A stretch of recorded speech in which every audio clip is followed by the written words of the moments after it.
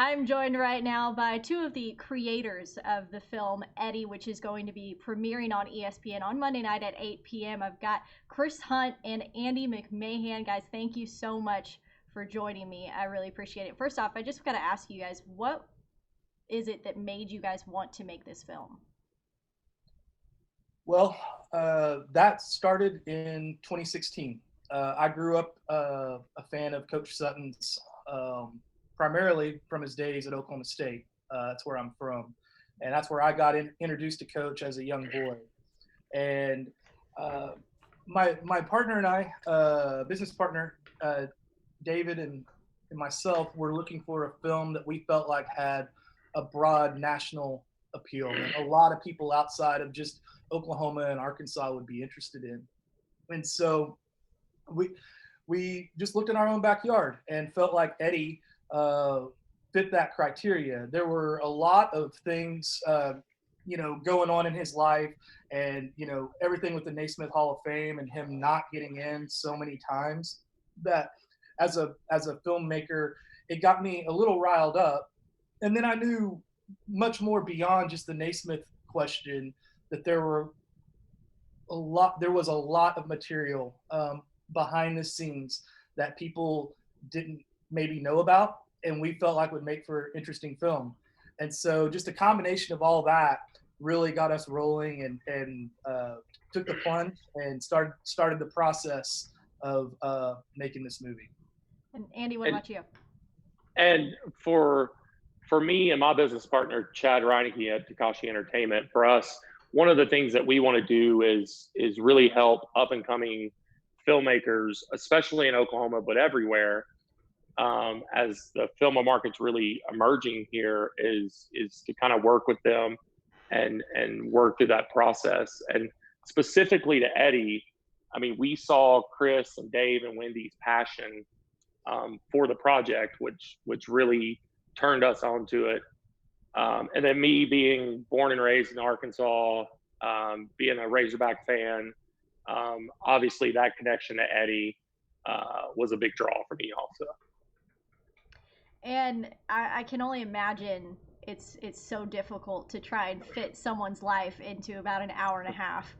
So where That's did you Chris's job. start? Where do you start with that? Well, the first thing that you do is you start kind of getting organized on who you want to talk to and who you feel like best can tell the story. The Sutton family was really great to work with as far as learning about who were certain people we needed to talk to, and then just doing research and studying his teams and studying players that meant a lot to him.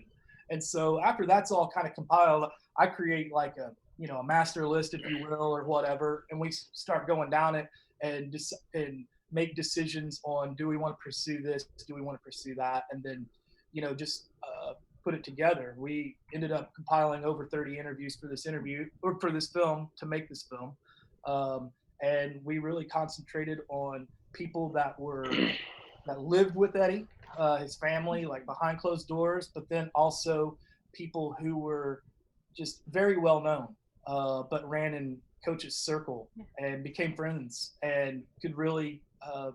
I think it's going to be fun for the audience to hear from them, their perspective, and learn more about Coach. So yeah, that's kind of how it went.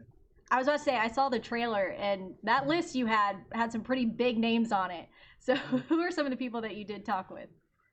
So it started with his days in Arkansas, and of course the biggest kind of name from that era was former President Bill Clinton. Him and Coach became really good friends while Eddie was head coach at Arkansas. As you know, Mr. Clinton was a law professor there, and they became great friends off the floor, as with Jerry Jones as well. Yeah. And so those are two of the biggest names. And then of course you have Dick Vitale, who was just a legendary voice of college basketball. John Calipari. I mean, there are some well-known people, but I think what's interesting for maybe your audience is that we had the pleasure of filming with the triplets at once inside Bud Walton Arena, and that was a huge thrill to be able to do that, and to get those guys together and let them tell stories. It was amazing. And then of course we have Coach Walker over in Little Rock, Daryl Walker, who's just been so fantastic to work with. So I think you'll notice for kind of on the Arkansas side, he was talking about President Clinton, former President Clinton. You know, people that grew up in around Arkansas know that President Clinton really pushed Razorback basketball as he became this massive basketball fan, and I think you're going to find out in the film that Eddie had a lot to do with that. Well, you guys talked with the family of Eddie Sutton. What was it like talking with them about what they wanted to see from this film? Well, I mentioned earlier that the Naismith Hall of Fame induction was something that kind of woke me up at night and made me want to make the movie.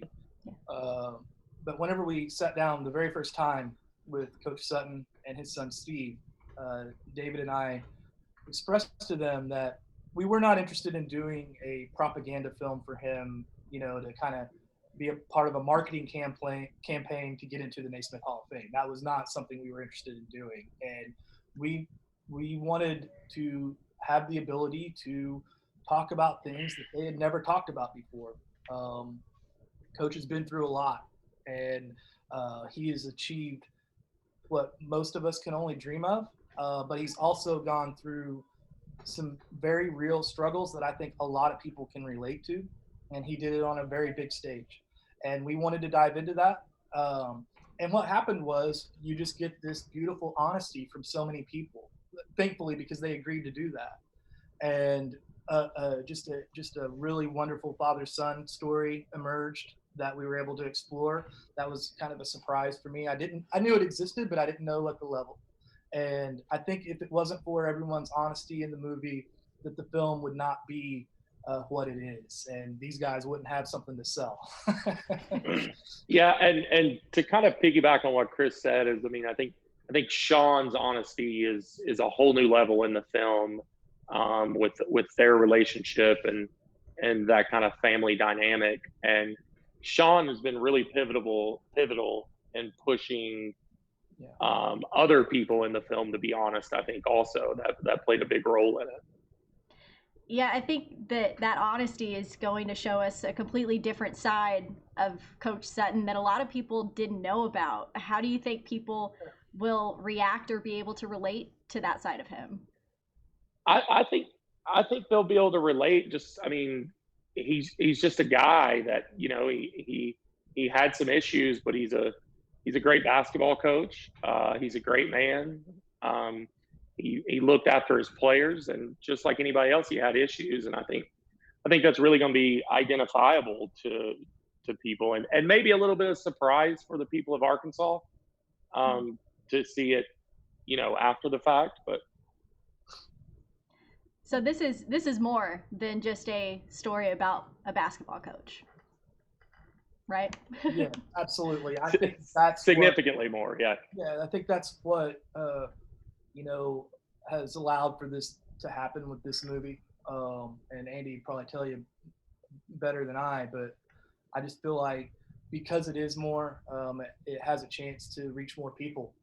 And I think there's some really good themes of empathy, forgiveness, what happens whenever you actually talk to someone. Yeah. I hope that there are some conversations that can happen that can relate even to what's going on right now in the world. Just it's a very small part of that story, but it's a nice example, right? And so that's something that I hope is a takeaway for the audience. And if we did our jobs right, perhaps that can happen. So this is something that you kind of touched on it earlier. It's been a process for you guys making this film. What kind of work went into this? So Chris and Dave and the team over there started 4 years ago. Chad and I became involved 2 years or a little more ago, and it's been consistent work since then, since everybody came on board. So it's kind of been a labor of love, and you really get to know the family and the people involved, and you just feel for them, and you want to tell their story properly. Yeah, it's definitely an emotional ride for sure. There's so many peaks and valleys in making a film. It's been a tremendous learning experience. Um, I really am fortunate to have been able to create the relationships that I have through this movie, and now be able to call some of the cast friends. And there's been a connection, and I think that happens just with art in general. There has a chance for you to really get a connection with somebody. So that's just been wonderful. But yeah, Andy's right. It's been a bit of a labor of love, but so many people have just given themselves to it. I think that comes through on screen. A lot of love and passion went into making the movie, and so it's just. And we're really excited for everybody to see the story that we've seen for so long. The few people you've seen the quotes on the commercial and stuff that have seen it, and the reaction so far has been really great. So Yeah. When you were interviewing some of these people that knew him so closely, were there any themes that kind of arise that everyone kind of said the same thing about Coach and what he was like?